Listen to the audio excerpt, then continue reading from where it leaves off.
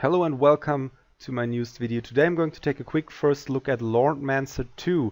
Now, what is Lordmancer II? As you can see from the screen, it wants to be the first mobile massive multiplayer online RPG on the Ethereum blockchain. Or I'm not quite sure if it's going to be on the Ethereum blockchain or it's going to be on another blockchain, or if it's actually an ERC20 token. I think based on the information I'm getting from the screen, it's going to be on Ether Delta, so it's most likely an ERC20 token, and you can purchase these Lord coins, which are going to be probably their own token, and they're going to be having their own smart contract, and you can basically purchase them on these exchanges. Now, there has been an ICO before, so I'm quite late to the party of doing a first look video about this game, but I think it's quite interesting, and the main reason being right now is that because we're going to have a first crypto games conference coming up soon.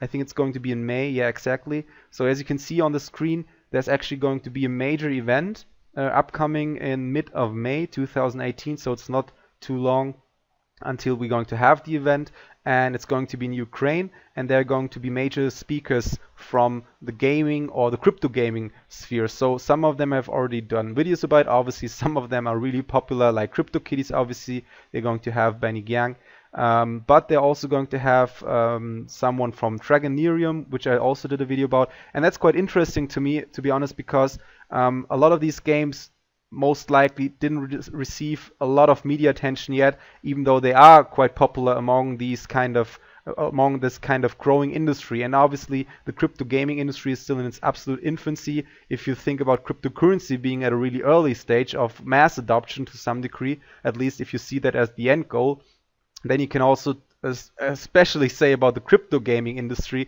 or the subspace of crypto gaming in terms of being part of the space of cryptocurrency in general, that this is still really early. It's still in absolute infancy. And then again, seeing these kind of events and having all these professionals get together and having these conferences and talking about major topics and how to grow the industry, make it more professional, talking about the use cases of cryptocurrency for the gaming industry, this can just be a great thing.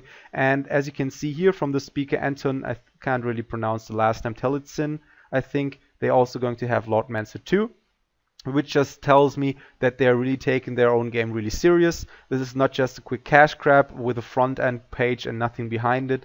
As I said before, they have done an ICO before. I don't really know how successful it was.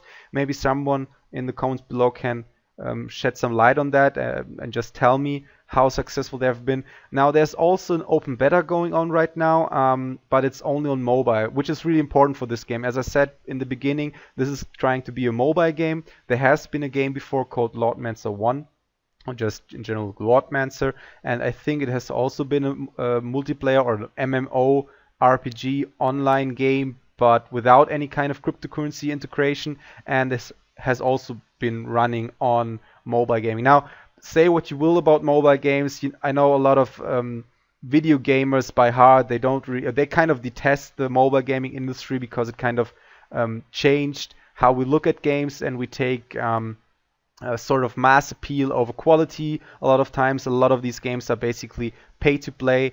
I completely understand it, and for a lot of these reasons, I'm kind of agreeing with them. But I think in terms of blockchain integration, obviously, if you're trying to introduce your own economy, which is going to be a necessity when it comes to blockchain, obviously, the main use case is having an actual way of securing your own digital assets. And obviously, there has to be a basis that has its own economy. Obviously, otherwise, there won't be really a major point of having blockchain integration in any kind of video game.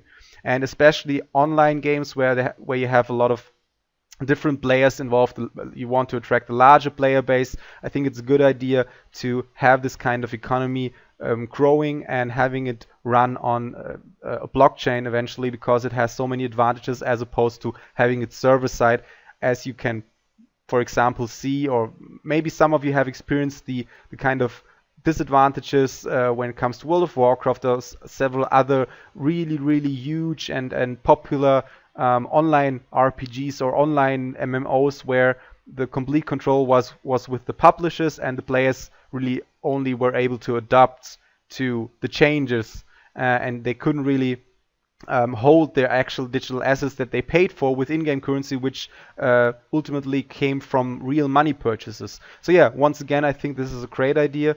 I think that they're trying to do their own game economy is a great idea. They're trying to do it with an open market and trading between players. As you can see from the screen, there's going to be player versus player involved, and as you can also see from this video thumbnail, basically, I'm not going to play it right now because you're not going to be able to hear sound, but what's really interesting and what makes this game unique is that the graphic style and just the in-game graphics in general are more oriented towards being an actual game. You know, I've done a lot of first look videos about kind of games, crypto games that try to introduce gameplay, but the furthest they go in terms of doing actual gameplay is having a turn-based fighting system, and oftentimes not even that, just an automatic turn-based fighting system that you cannot interact, because every time you interact with the blockchain, obviously if it's 100% decentralization, you have to pay gas fees. So basically, if you hit someone with your sword, you have to pay the gas price, because you have to interact once again in order to basically tell the game, okay, it can progress further into the next fighting stance, so to speak. With this game, I think, as far as understood, is that only parts of the game will be run on the blockchain. The other part is going to be completely server-side, which I think is the best what you can get from both worlds. So you have a gameplay that is server-based, but all that is kind of related to in-game currency purchases or any kind of real money asset that you own will be done on the blockchain. And again, I think that's the best kind of combination you can get from both worlds. Please leave a comment and tell me what you think about these kind of ideas and integrations. Do you think it's better to have 100% decentralization, or do you think it's a good idea to kind of weigh out where are the advantages and disadvantages at the current stage of the blockchain technology and also of service-based games? Other than that, just check it out yourself. I think it has definitely some uniqueness. As I said before, it takes itself really serious in terms of the team web page. There's an actual team page. A lot of these people have a lot of experience in the gaming industry before, so they're not completely new to this industry or to blockchain technology. They also have their own white paper. They have, as I said before, done their own ICO. Again, you can check out the open beta. Maybe someone who already plays the game on Android can just, basically the open beta, can tell me how the game runs. I can't really show any kind of mobile games right now on in videos or record videos with mobile games. I'm probably going to do that in the future and prepare that for you viewers if you're interested. So maybe also leave a comment below if you think this is an interesting thing to do, and do videos or record videos about mobile games and how they look in-game, basically. Other than that, check it out yourself. Like I said before, there are a lot of partnerships on the website. There are a lot of involvements. They have had some sort of media outreach, and they have been presented and done videos on different outlets before, as you can see here. So there have been a lot of articles. Now, there's not much yet on YouTube, unfortunately, so I hope this video gets more people to produce content and videos about this unique game and idea. Yeah, other than that, leave a comment, tell me what you think about Lordmancer II. As always, please don't take this video as financial advice. Only invest as much Ethereum or Lord coins if you purchase them as you can afford to lose.